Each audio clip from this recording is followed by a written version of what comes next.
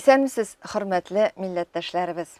Бүген Дөнья студиясендә кунакта үзебезнең татар кызыбыз. Музыка белгече, композитор, шагыйрә. Хәзерге вакытта Төркиянең Анталия шәһәрендә гомер итеп, анда да үзебезнең милләтебезгә хезмәт итү мөмкинлекләрен, юлларын табып яшәүче кызыбыз Гөлназ Җиһангирова. Гөлназ, хәерле көннәр. Исәнмесез, Энҗе ханым. Әссәламу алейкум, газиз милләттәшләрем. Гөлназ, менә таныштырганда ук хәзерге вакытта Төркиядә яши дип әйттем. Әйдә, менә сүзебезне дә шуннан башлыйк әле. Менә ул бит инде һәр вакытта да без кайда юк, шунда рәхәт. Шулай дип уйлыйбыз бит инде без, әйеме? Ләкин адәм баласын язмыш йөртә.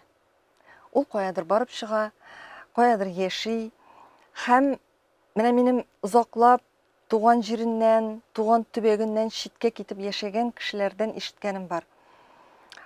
Читкә китеп яши башлагач, син үзеңнең туган җиреңнең дә, туган телеңнең дә, хәтта кадерле булган, моңа кадәр булган, кадерле булган әти-әниеңнең, туганнарыңның да тагын да синең өчен бу дөньяда ни кадерле икәнен яхшырак аңлый башлыйсың диеп.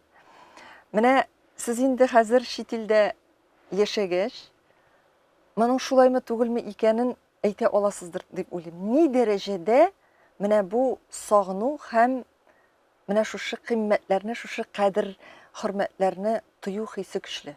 Бармы чынлап та? Сез бик дөрес әйттегез. Нәкъ шулай. Мин җирсү хисләрен тоеп яшим. Газиз әниемне, газиз туган җиремне, милләттәшләремне, туганнарымны, һавамны сагынып яшим. Аэропорттан килеп төшүгә дә әни дә гаҗәпләнә. Мин исним ул һаваны. Сез аны булай да һәр көнне, һәр мизгелне тойгач, безгә инде ул тагын да ныграк кадерле була. Мин аны бик сизәм, әмма безнең нәрсә дип әйтим, без чит илдә яшәргә мәҗбүр түгел. Бу инде 19-нчы гасыр соңында түгел, 20-нчы гасыр башында түгел. Без беләбез тарихтан, укып беләбез, ул вакытта бик күп татарлар мәҗбүр булган, инде мухаҗирләр булып, күчеп китәргә.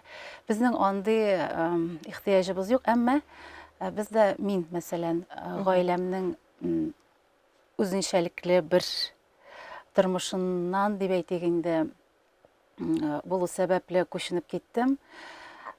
Кайтып торам, еш кына кайтып торам, әмма әгәр дә мин Анталиядә яшәп, үзебезнең татарлар белән аралашмасам, әгәр дә бу милли чаралар уздырмасам, актив булмасам, мин Анталиядә чит илдә гомумән яшәй алмас идем.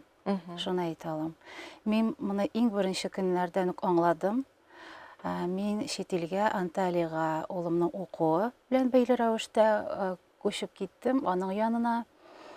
Баштан ул параллель рәвештә һәм мәктәптә, һәм андагы колледжда укыды. Аннары колледжны бетергәч, аттестатлар алгач, карадык та, андагы университетлар бик әйбәт икән. Ул инде анда укып, аннары дөньяның һәрбер нуктасында, Татарстанда да кайтып бик югары дәрәҗәдә эшли алачакмын дип, шулай карар бирде һәм инде аның карарын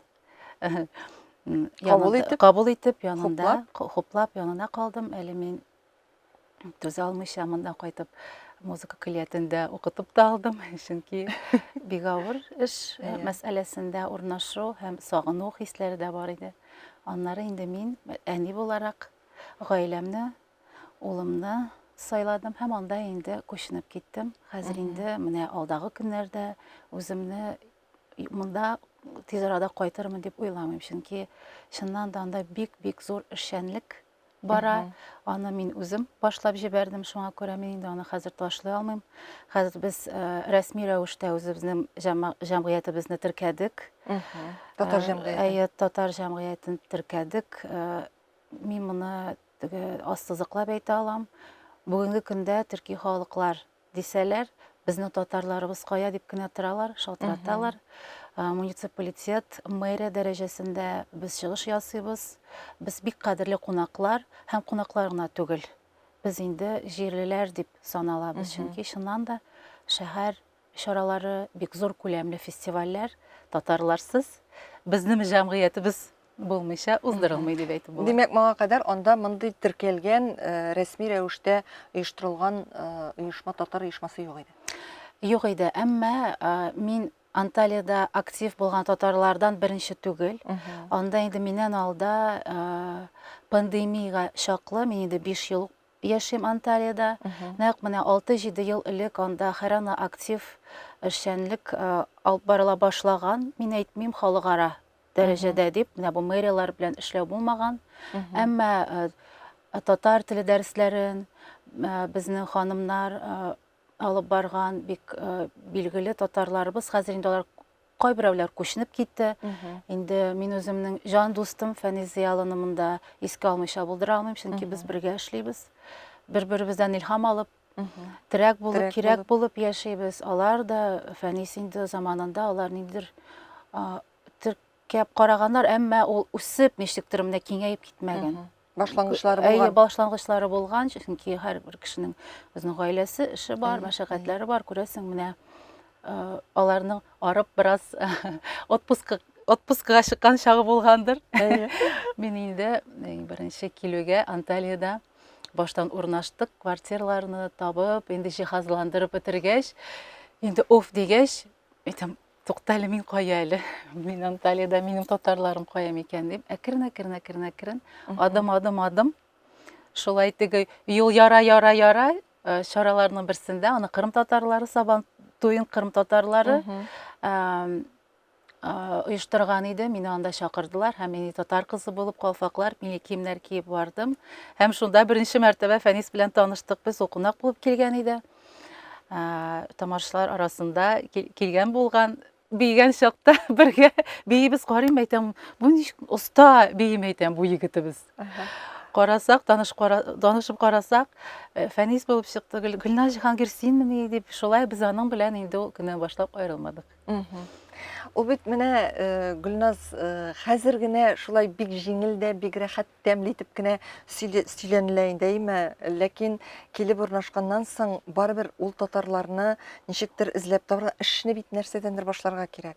Барыбер ул татарларны алар да сине кабул итсен өчен, үзең дә алар белән ничектер бер йомгак эчендә булсын өчен, әйме?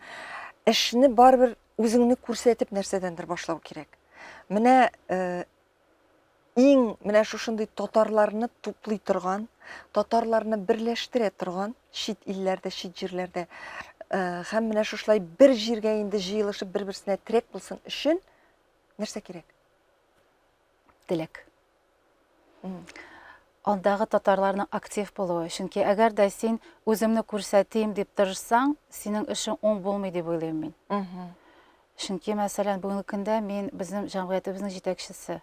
Әмма без бер аланда булганда, безнең кайсыбыз җитәкче, кайсы ул һич кенә дә мөһим түгел. Мин түгел, без. Без монда мин була алмый, чөнки моның мин дә каядыр теге ассызыклап сөйләгәнем дә юк хәтта, чөнки ул мөһим түгел. Ни өчен мин беренче планга чыктым, чөнки минем танышлыгым, бәлки энергиям, бәлки теге җиренә җиткерергә тырышуымның сәбәбедер ул. Һәм ярдәмчеләр бик күп булды. Төркләр арасында, Төркиядә, Анталиядә яшәүче башка төрки халыкларының җәмгыятьләренең җитәкчеләре әйдәләп, барыбер безне чакырып, барыбер иң беренче миңа шалтыраталар.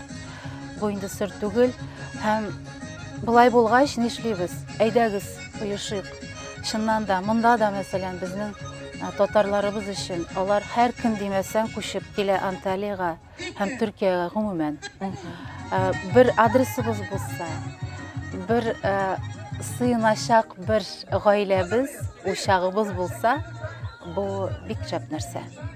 Бу инде әкрен-әкрен тормышка ашып килә.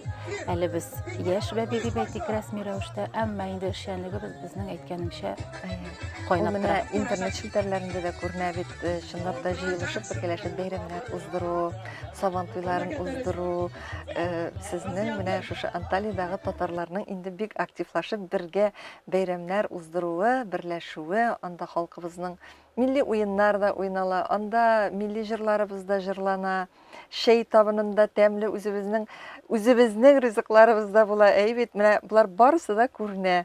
Димәк, инде безнең татарларыбыз менә шушы балаларын да туган җирләрен, туган телләрен онытмасын, гореф-гадәтләрен онытмасын өчен менә шушындый матур үрнәкләр күрсәтәләр.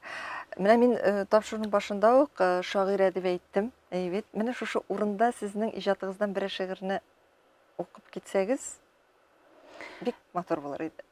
Бик зур рәхмәт. Мин инде бу фикеремне кабат әйтәм, мин һич кенә дә үземне шагыйрә дип санамыйм. Әмма инде әнием гаепле.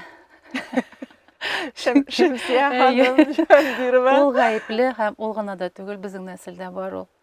Дәнием дә 95 яшенә хәтле мәрхүмкәем яшәп, гомер буе намазлыкта эштә булса да, аның да язылган шигырьләре булган икән. Ул безгә аны күрсәтмәгән. Ул да һәм кемгә карасаң да безнең гаиләбез чыннан да мин шул хәтле нык горурланам. Дәрәҗәле кешеләр, нәрсә дип әйтим, иҗат җене дип әйтим, кагылган кешеләр. Әтием дә бик матур итеп үзлегеннән өйрәнгән иде, баянда уйный иде. Инде өебездә фортепиано булгач, фортепиано үзлегеннән шундый калын бармаклары белән уйный иде, өйрәнгән иде. Абыем да ул курайда хәзер уйныймы юкмы белмим. Уйный иде элек. Өебездә мандолина бар иде. Әйтәсе килгән сүзе, монда музыкант яки иҗатчы булмыйча калып булмас иде, мөмкин түгел. Нинди шигырь тәкъдим итәбез? Бәлки иҗат иткән. Әйе, үзем иҗат иткән, алар инде бихисап, ул шигырьләр, алар хәтта төрек телендә туа башлады. Ул бит үзеңә боерык биреп булмый, туктале син татарча гына яз дип. Минем русчада шигырьләрем бик күп. Без инде совет заманы балалары русча укыдык. Һәр вакыт русча сөйләшергә мәҗбүр дә булдык. Әле без Ләкин шул вакытта камил татарча да беләбез. Аллага шөкер, Аллага шөкер. Әле дә камилләштерәбез телебезне, чөнки аның чиге юк. Һәм менә шушы шигырьләрем арасында аның тарихы да бик кызык. Әгәр дә вакытыбыз булса, сөйлим әле. Әйдә сөйлик. Бер әле ул Төркия күченгәнче, Төркиягә бер 7 ел элек мин инде аңа хәтле музыкалар яза башлаган идем, язган идем, дисклар чыккан иде, Гөлҗиһан буларак мин инде сәхнәгә чыгып таныла да башлаган идем. Аннары сүрелеп киттем, мин башка юнәлештә эшләп киттем. Күбрәк укытучылык эше белән мавыктым, музыка белгече буларак. Әмма көннәрнең берсендә мин әни шигырь укыйм, мин шулай теге шигырь менә күрәсең. Хәтерләм укыдым соң шунда бик каты ялып, бик каты. Әним әйтәм, менә шулай укып кара әле әйтәм. Әним укыды да, ярар кызым, син тагын шигырьләрең бармы ди. Мин әйтәм, бар әнием. Син миңа җибәр әле аларны ди. Почтага миңа җибәр әле. Шулай җибәрдем. Сорамадым да шигырьләр ничек. Әлбәттә, аланым бу булмагач. Әмма берәр айлап, бәлки 2 ай узганнан соң, ул миңа Мәдәни җомга дигән газетаны кулыма биреп, Мәли кызым дип, миңа үземнең шигырьләремне укытты. Шундый сюрприз ясап, миңа менә ничектер үз-үземә ышану, бәлки бәяләү кебек шундый бүләк ясады. Иң зур бәя ул әнинең бәясендә. Әлбәттә, гомерең буена. Әйе. Сиңа дөньяда да һәрбер кеше син молодец, син булдырасың, әйдә дисә дә, ул җитми. Әниенең шунда бер җөмләсе бар. Мин сиңа ышанам. Сине тагын бер җиңүең белән котлыйм, кызым дип әйтүе инде минем өчен бер дога. Иң зур бәя, иң зур дога. Шуннан да кадерлесе юк, шулай бит. Әйе. Минем монда шигырьләрем күп, әмма мин шундый контрастлы ике шигырь укымакчы булам. Берсе инде нәкъ менә заманча дип әйтик. Сизәсезме, без интернет кылы. Ни кылсаң да тик бер генә чара. Газиз башта бер кечкенә сорау туса, мониторны кабыз, интернетта кара. Яры әле Facebook, ВКонтакте бар. Ни эшләр идек YouTube булмаса, дәреслекләр, китапханәң читтә торсын. Тәүлек буе онлайн тамаша. Ә мәхәббәт ничек? Каушу очрашулар. Ялгызларга ни хәл кылырга? Бу сорауга җавап үз-үзеннән туа. Мониторын кабыз, интернетта эзлә. Борынгылар ничек гомер иткән, дөнья күләм челтәр текмичә, үз сайтларын ачмый, блоклар тупламыйча, спамда шәрә кызлар күрмичә. Һай, күп югалтканнар дияр идең, күп югалткан ул без ләбаса. Каз өмәсе, аулагыйлар, кичке тансы, димләү, гореф-гадәт яңарса, их, яңарса, без бәхетле булыр идек. Бер-беребезне күрер идек ичмаса. Туган телдә аралашсак, милли көйләр көйләп, иманыбыз ныгыр иде. Я Аллам. Аватарлар хөкем сөрә бүген. Кемнең йөзен, җанын яшереп, IT шелтәребез, читлегебез түгелме? Әй кешеләр, әйдә берләшик. Бу өндәүне ничек ирештерим? Фикердәшләр ничек табарга? Бу сорауга тагын җавап әзер. Мониторын кабыз, интернетта эзлә. Ушыннан да шулай. Чынлап та бик заманча һәм шул кадәр дөрес сүзләр, барыбызга да аңлашыла торган һәм барыбызның да күңеленә керә торган сүзләр. Үзебез дә шулай. Әйе. Икешәр телефон кулыбызда, балалар да шулай. Мин инде күбрәк хәзер Анталия бик матур шәһәр, диңгез, Әйе. кая барсаң да таулар, гүзәллек. Әйе. Барыбер көнгә берәр сәгать булса да үземә вакыт аерып, китеп телефонны сүндереп китәм, бераз уйланып, хисләнеп, илһам туплап йөрим. Һәм чыннан да моны мин ышандырып әйтә алам. Әгәр дә бүген телефоннар юк булса, мин бик риза булыр идем. Менә шал тигәндә Әйе. без кайгырмас идек. Мәсәлән, электә прогресс бик алга киткән, кешеләр аралашкан да. Минемчә фикерләр, теге нәрсә дип әйтим, бай фикерләр, кирәкле фикерләр тагын да күбрәк тугандыр. Ни өчен? Чөнки Әйе. бәхәстә туа. Аралашуда, Аралашуда туа, бик уртага салып шундый сөйләшүдә. уртак фикерләр, кыйммәтле Әйе. фикерләр дип уйлыйм. Без хәтта хәзер интернет аркасында әйләнә тирәбездәге гүзәллекне дә күрми башладык. Без бит хәтта менә шул ял итәргә барсак та вакытыбызны шул телефонга уздырабыз. Без инде моны бераз булса аңлыйбыз әле Гөлназ. Менә балалар, яшьләр дә шуны аңласыннар дигән теләк бар әлбәттә. Менә мин нәрсәгә бик каты куанам, шатланам.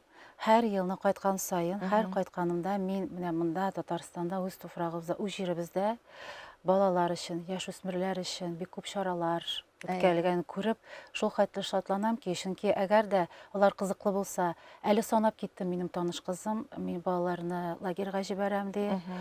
Мәйтәм, сәләткәдер инде, юк, диде, санап китте. Татар телендә, саф, чиста татар телендә, менә шул милли рухта тәрбияләгән, әйтем, теге биргән чаралар уздырган ниләр күп икән. Күп лагерьләр һәм фестивальләр. Без дә хәзер Анталиядә нәкъ менә бу турыда хыялланабыз. Мин инде һәр вакыт монда кайткач та бөтен чараларга барырга тырышам. Инде әнине култыклап, машинага утыртып китәм, чөнки аны күрәсем килә. Бергә буласы килә. Ул үзгәләнә. Әгәр дә мин аңлый инде ул активлыгымны, үзе дә шундый бит инде. Гомер буе шундый. Әйе, шундый булгач, әмма мин бөтен чараларга барырга тырышам. Аралашырга, ни өчен? Үзем өчен түгел. Шуннан да теге менә безгә килсеннәр, безнең турыда, Анталия татарлары турында сөйләп, килегез әле, ял итәргә килгәндә, килсәгез булышабыз, әйдәгез үзебез урнаштырабыз. Әмма зинһар үзегезнең 1-2 сәгатегезне булса да безгә аерыгыз дип, без барыбыз да шулай, мин генә түгел, Анталия татарлары монда туган җиребезгә кайткан саен, менә шундый активлык кичерә, яши. Һәм бездә Анталиядә чаралар узганнан соң, мин әйтә алмыйм хәзер, әгәр дә әйтсәм сезгә, ой, без Анталия татарлары 1-200-ләп, 300-ләп кеше дип әйтә алмыйм, чөнки чыннан да мондагы сыман актив кешеләр бик күп түгел. Һәм бәлки аларның бик күп булуы да кирәк түгел. Аларның актив булуы, илһамдыра белүе, теге менә бу ялкынны бирүләре бик кирәк.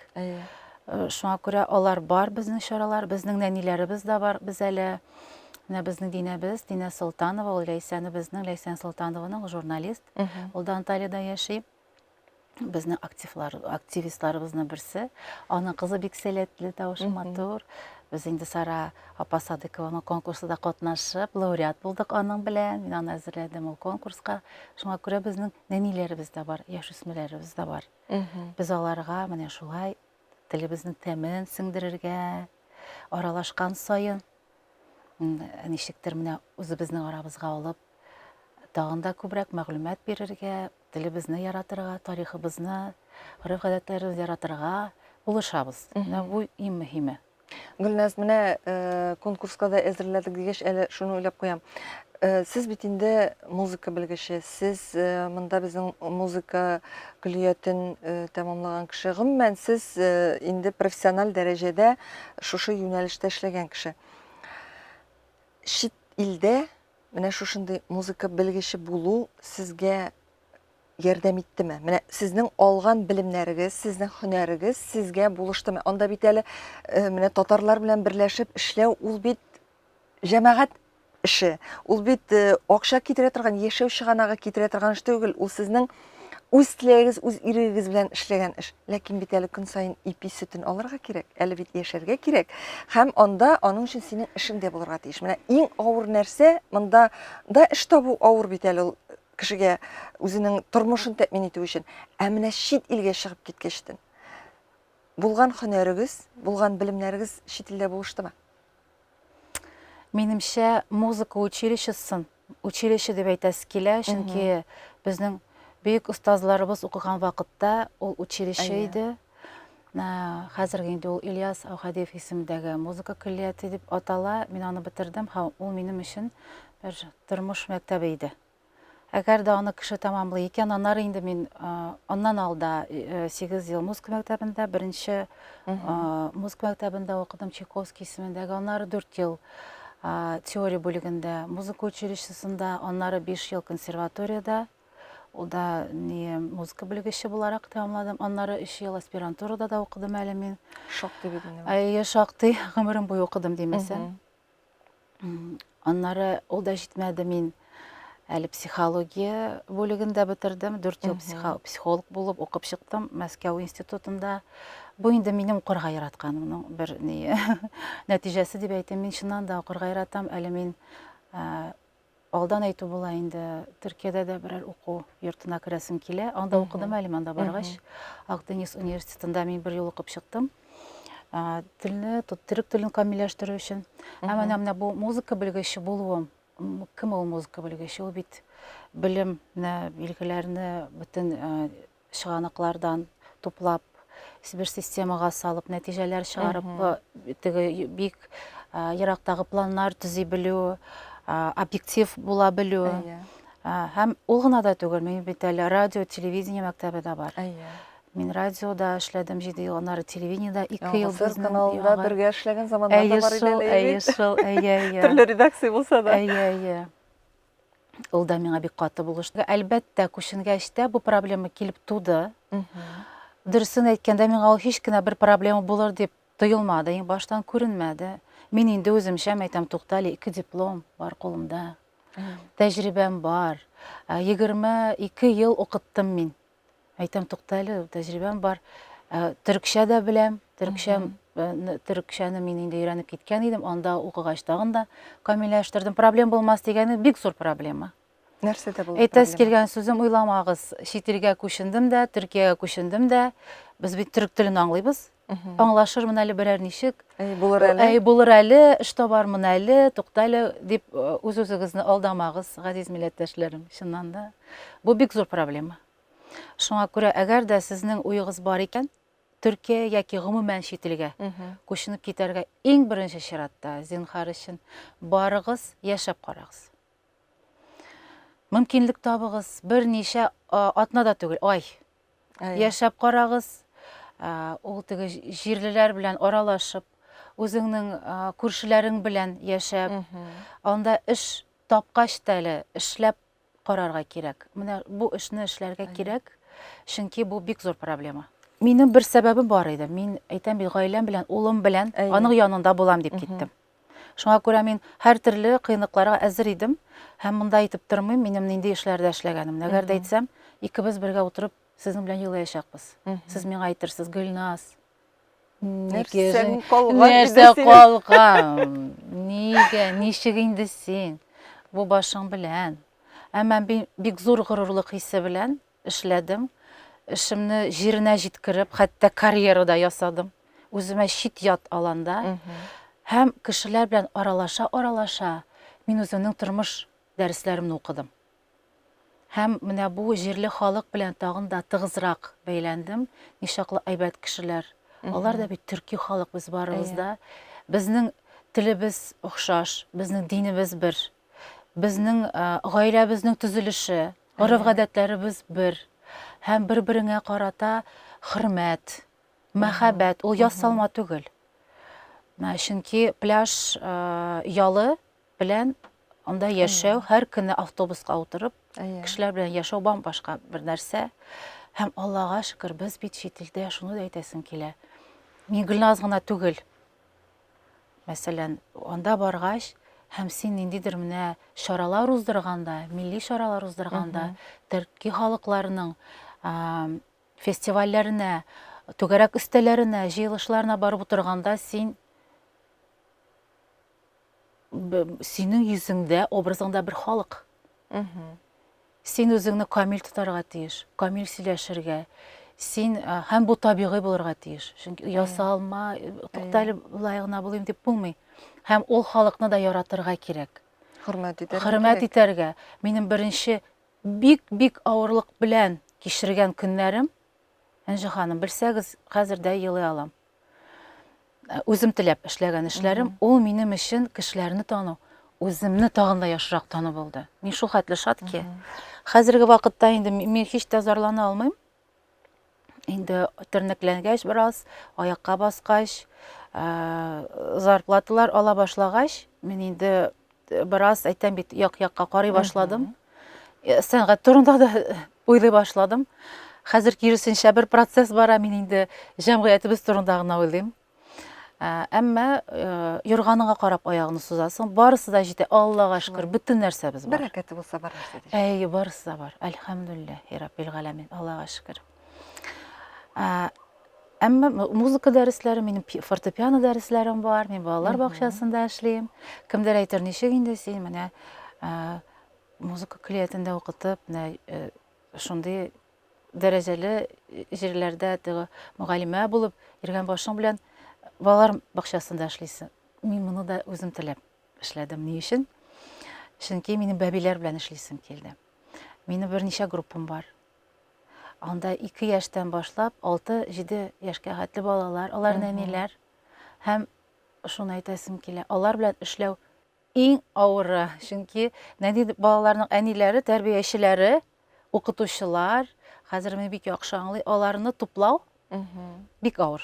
Аларга белем, кызыксындыру, белем бирү гомумән бик авыр нәрсә. Аларның игътибарын җәлеп итеп торып, куелган максатны тормышка ашыру бик авыр. 23 бала, мәсәлән, минем 2-3 яшендәге 23 бала. Бер үзең каласың алар белән. Һәм син менә бу ярты сәгать инде аларда әзрәк, башка группаларда 45 минут була, 30 минут эчендә инде син нәрсә генә эшләмисең. Әмма аның тәме башка. Алар шундый ярата, ихластан килеп кочаклый, анда ничектер үзеңнең бәбиләрең кебек. Һәм бу уем минем аны да әйтеп китмичә булмый. Җир тетрәү урыннарында яшәп алуымның да нәтиҗәсе. Чөнки менә узган елның февраль аенда белгәнегезчә инде Төркиядә, Хатай һәм бик күп өлкәләрдә бик каты җир тетрәү булды. Бу зур фаҗига. Мин аны әйтеп тә тормыйм, озаклап сөйләп тә тормыйм. Мин анда 6 февральдә булды бу хәл. Мин инде 8 февральдә анда идем. Бик күп кеше сорый миннән, якын кешеләрем, ни өчен киттең син? Булай да ярдәм итеп булай да. Әйберләр җибәреп, без җибәрдек. Иң беренче көннәрне без Анталия татарлары җыелышып, илдә бездә ни бар? Җыеп барысын да анда туплау нокталары бар иде. Һәм ризык, һәм кием салым, нәрсә бар, барысын да кабул итәләр. Аларны илттек, әмма улым күрде моны, мин йоклый алмадым, ашый алмадым, белмим, сәер бер халәттә идем мин. Мин китергә тиеш идем анда. Һәм менә шулай мөмкинлек табып, мин бер зур төркем белән анда инде кыргызлар, казаклар бар, иратлар, 40 кеше, мин анда бер үзем киттем. Хатай ни дигән шәһәр булган икән ул, мин күрмәдем аны шәһәр икәнен, чөнки хәрабәләр әйтеп бетерерлек түгел. Һәрбер җирдә ярдәм сорыйлар, елау, аны әйтеп бетереп булмый. Аны ничектер аңлатып булмый. Гөлназ, менә чынлап та менә мондый җиргә бару, ул бит инде ничек дип әйтим, ул бит зур ниндидер батырлык кына түгел, ул синең йөрәгеңнең дә ниндидер зур булуын сорый. Әйме, менә шушындый җиргә барганнан соң күңелдә туган иң беренче уй. Менә шушы нәрсәләрне күргәннән соң. Аллага шөкер, без исән. Яшибез бит әле дигән. Ул чөнки бик күп нәрсәләрне яңадан күз алдына кичерүне, аңлауны, кадерен белүне барлыкка китерә. Чөнки әйткәнемчә, баштан без кешеләрне коткара идек. Мин гомумән анда кемнедер нәрсә эшләячәгемне белмичә киттем мин. Ашарга пешерәмме? Нишлим анда? Нәрсә булса да, әйбер ташыйммы? Нинди дә булса эш эшләргә дип киттем. Беренче сәгатьләрне без менә шул егетләр белән алар ризыклар, әйберләр дә күп иде инде. Урнашканнан соң мин киттем менә хәрабәләргә, алар бөтен җирдә, чөнки киттем дә шуннан кайтмадым мин. Егетләр әлдә сөйли. 6 көн бергә калдык, Гөлназны бер мәртәбә күрдек дип. Чөнки мин анда чыннан да анда йокларлык, ашый алырлык урын да юк. Бер нәрсә юк анда. Уйлап карагыз, ут та юк, телефонның зарядкы да, сы да юк. Чөнки анда бер нәрсә юк. Караңгылык. Җылынасың килсә, ул әле салкын вакытлар. Менә сиңа ушак як. Һәм шунда мин калдым, баштан без коткардык, чыгардык кешеләрне. Һәрбер җирдә ярдәм кирәк иде, шуңа күрә безне волонтерларны кабул иттеләр. Без шуңа соңга калдык, соңга калмадык та инде, әмма беренче сәгатьләрне китә алмадык, чөнки безне инде ябанчы дип кертмәделәр аланырга. Аннары инде бу безнең төркем бер атна узганнан соң кире кайтты Анталиягә. Әмма мин тынычлана алмадым. Бер коткару төркеме белән, Стамбулның профессионал коткаручылар төркеме белән эшләп алдым мин соңгы 2 көнне. Алар инде ничектер менә шулай, анда чөнки бер җиргә барасың, монда бераз, монда нәрсә белән буша аласың, китерепме, чыгарыпмы, ничекме. Без бергә эшләдек, һәм алар әйттеләр, безне хәзер җиһазлар артына китәбез Стамбулга. Әйтәм, мин дә китәргә мәҗбүр. Мине калдырмыйлармы әйтәм. Рөхсәт юк. Без шулай әйттек. Мин кайттым Анталиягә, алар Стамбулга, алар миңа шалтыратты, алар автобус белән чыкты. Мин Стамбулга очтым самолет белән Анталиягә, аларның автобусына утырып, без автобус белән яңадан кайттык Хатайга. Яңадан кайттык Хатайга, тагын бер атналап калдык. Озак итеп сөйлим, әмма бу нәрсә дип әйтим. Хәзер мин аның фикеремне, төп фикеремне әйтәчәкмен сезгә. Анда һәм бөтен милләттәге кешеләр бар иде. Ул шундый урын ки, ул фаҗигале, ул тәмук, мин аны аңлата алмыйм. Әмма менә шушы аланда кешеләрнең ничаклы бердәм булуын, ничаклы ылы җанлы йөрәкле икәнлеген аңладым мин. Чөнки менә синде тотып алалар, шунда ук. Сиңа шунда ук ярдәм итәләр, сиңа су бирәләр. Син беләсең, син тотканда кешене, мәсәлән, тотканда синең янында берәүләр бар. Син һәр вакыт бер бөтен булып торасың кешеләр белән. Һәм бөтен кешеләрнең Сүзсез бер-береңне аңлап. Сүзсез анда сөйләшү юк. Сөйләшү юк, чөнки сөйләшергә вакыт юк. Юк та тыңлыйсың, тавышлар тыңлыйсың, анда бер нәрсә юк. Тавыш та юк. Сөйләшерлек тема да юк. Кирәк түгел. Менә әйтәләр бит, адәм баласына Ходай бер нәрсәне дә юкка гына бирми дип. Менә музыка белгече була торып, тагын психолог белгечлегендә алу, менә бу бит инде язмышның ниндидер бер юкка гына алынмаган ул белем. Бәлки сез ул психолог белемен алмаган булсагыз, бу фаҗигаләргә ниндидер бер башка күзлектән карамаган булсагыз, сез бәлки анда теге хатын кыз күзеннән чыгып кына ул әйберләргә түзә алмаган булыр идегез.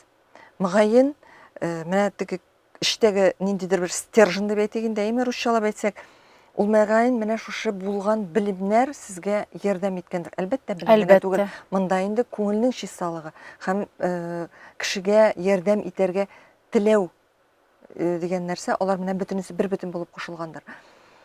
Менә мондый фаҗигаләрдә булганнан соң Гөлназ инде бүген нинди максат белән яши?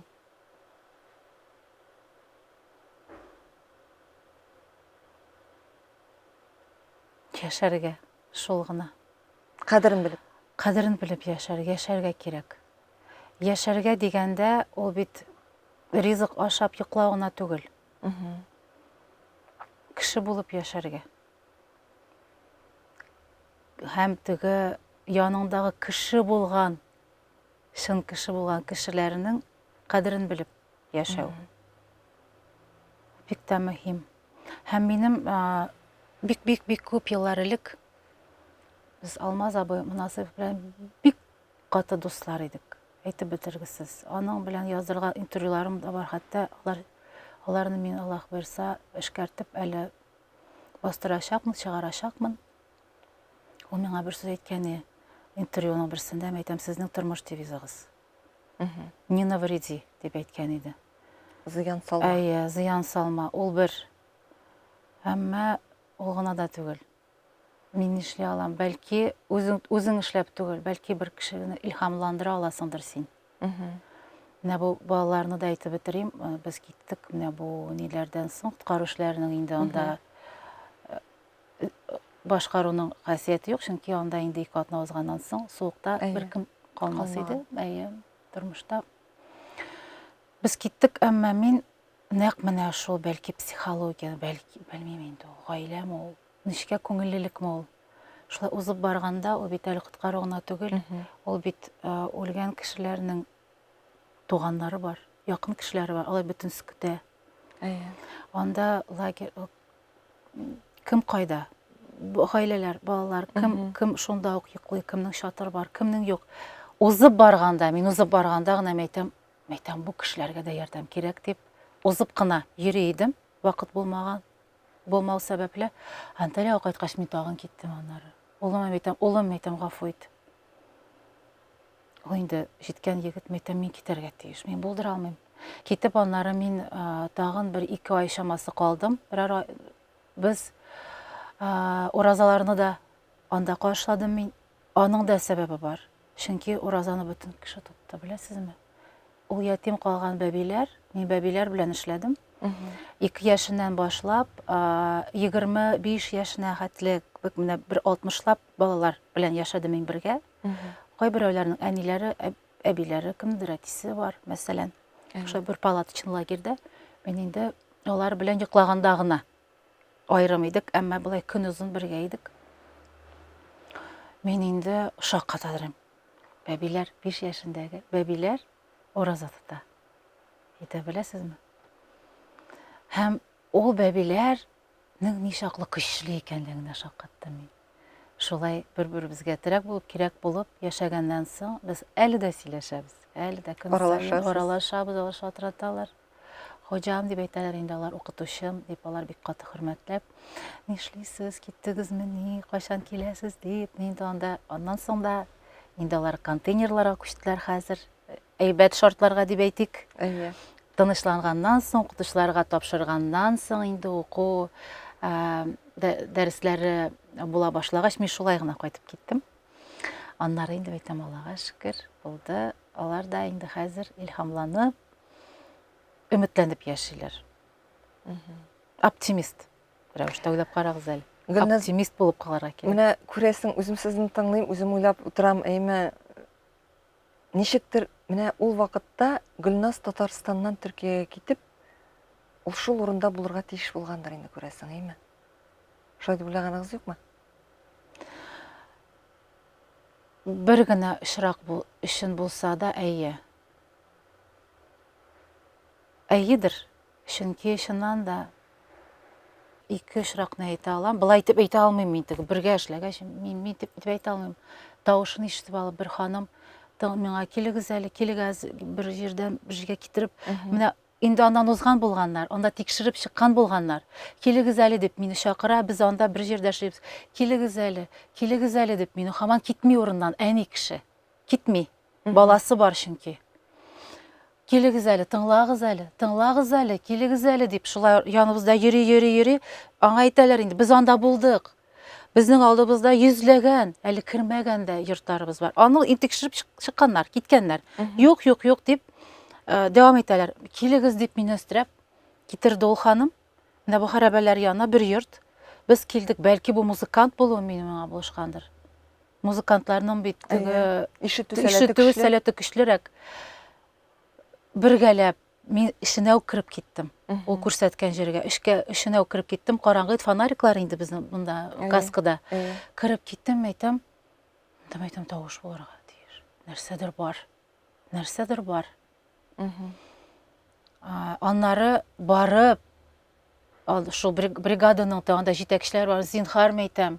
Зинһар, килегез әле фәлән дип, шулай сөйләшә, аннан соң алар килеп, яңадан казу эшләрен яңартып, 19 яшьлек егетне чыгардылар.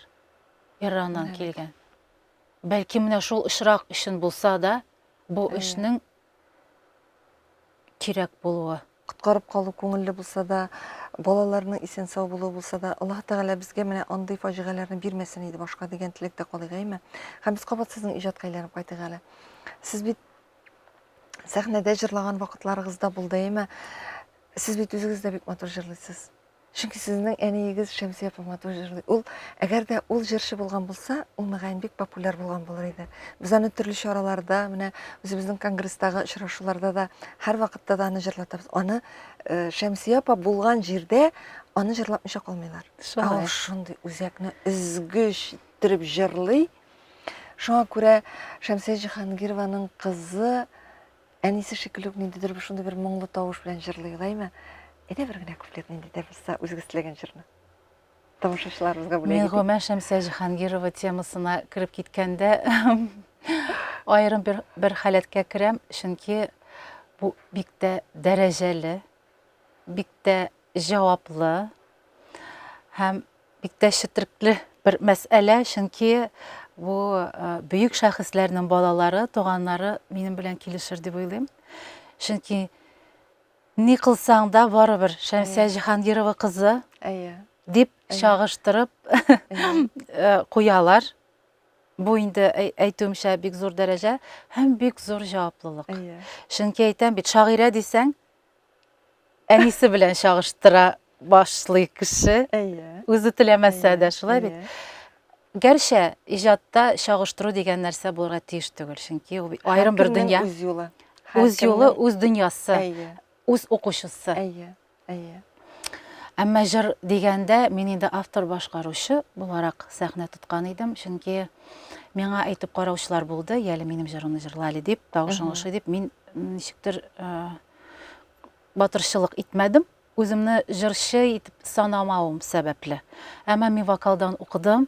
Һәм Анталиядә безнең вокаль ансамблебез бар. Аллага шөкер, Илһам вокаль ансамбле. Безнең кызларыбыз бик тырышып, бәгыркәйләрем минем. Костюмнарыбызны үзебезнең акчабызга сатып алып, бөтен менә бу милли бизәкләрне, репертуарны инде сайлап, без халык җырларын менә шундый зур сәхнәләргә чыгып җырлыйбыз без. Менә бит ничек, субханалла. Ул менә миңа бик каты булышты. Менә бу минем белемем, училищеда алган белемем. Сезнең бит әле анда ялгышмасам хор да бар. Һәм сез шул хорда да җырлыйсыз дип беләм. Мине дөрестләп җибәрегез әле. Анысын да менә сөйләп үтегез, аннары җырларбыз.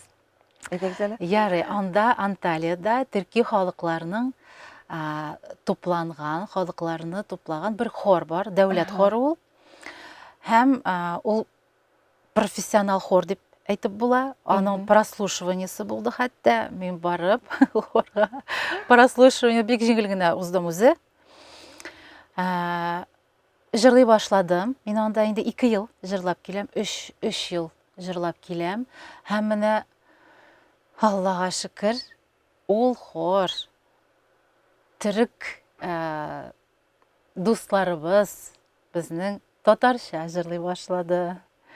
Хордагылар. Хордагылар. Анда төрекләрме, анда кемнәр? Төрекләр. Күпчелек төрекләр, бер-ике казах кызы бар. Татарлардан мин әлегә бер үзем.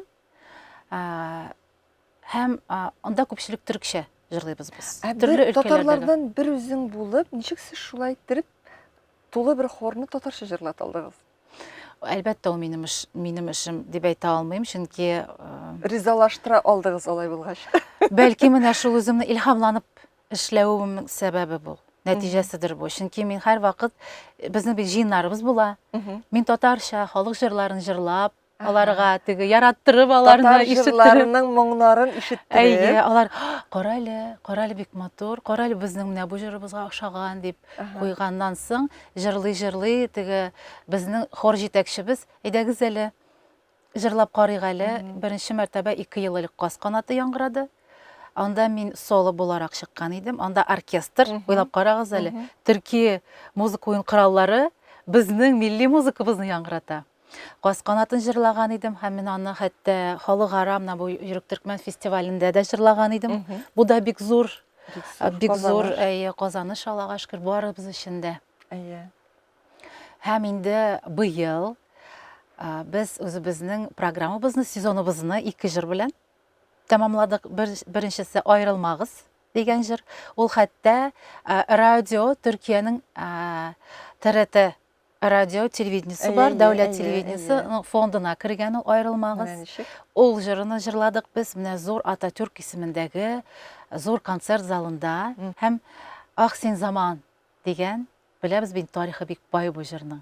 Мин аны соло буларак җырладым, әмма 3нче куплетында бөтен хор кушылып китә. Беләсезме? Мин беренче мәртәбә буны сөйләмичә булдыра алмыйм. Хәзер безнең генераль репетициядә бөтен оркестр җыела. Зур оркестрыбыз да зур. Хорыбыз әлбәттә һәр вакыт бар, әмма безнең җитәкчебез кайбер музыка уен коралларын оркестрның соңгы моментта куша. Айрым репетициялары булып, генераль репетицияга инде хәзер барыбызны да чакырып җырлата, уйната. Генераль прогон безнең, иртәгә концерт буласы көн.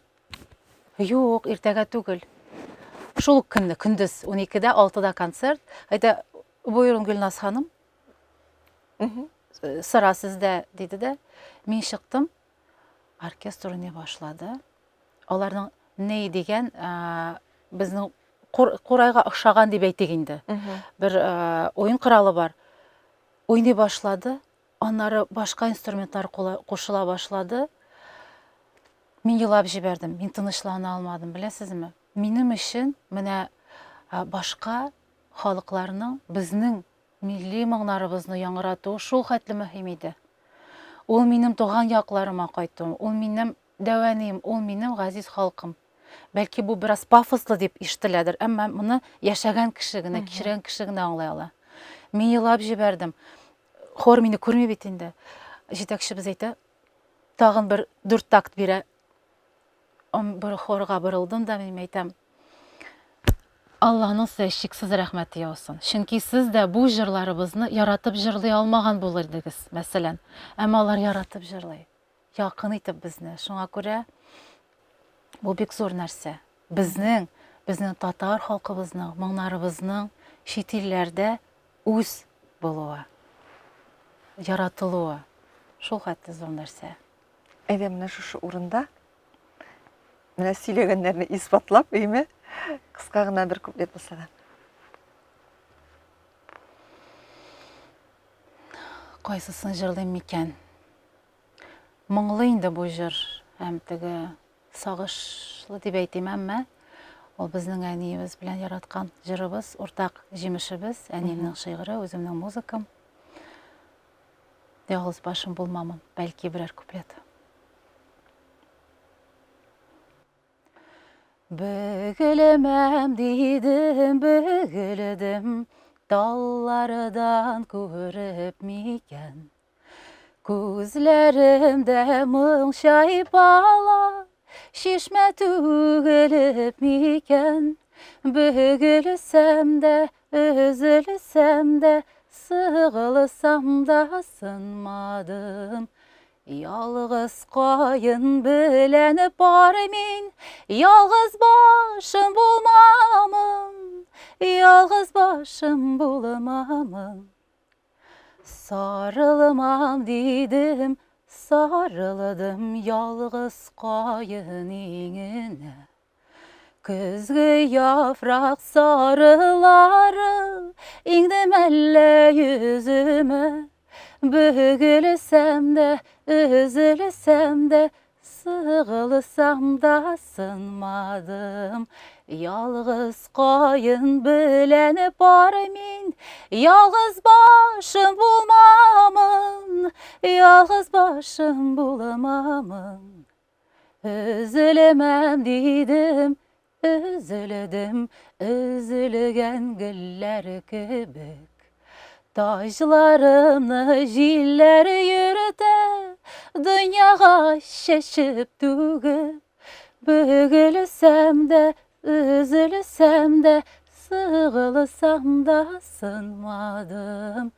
Yalgız kayın bilen var mı?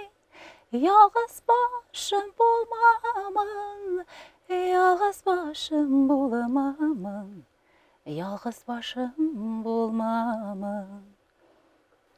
Yalgız başım. Ялгыз калырга язмасын Ходай, менә шулай кирәкле булып, Ходай менә шулай киләчәктә дә бәхетле тормышларда яшәргә, күңел тынычлыклары белән яшәргә язсын Гөлназ. Әфәрин, шулкадәр матур иттереп җырладыгыз. Мин менә эреп китеп утырып, рәхәтләнеп тыңлап утырдым. Теге шундый ниндидер картиналар, сүрәтләр күз алдына килә. Иҗатыгыз күп кырлы. Сезнең күңелегез бай. Иҗатыгыз ничектер күңелгә сары май булып ята.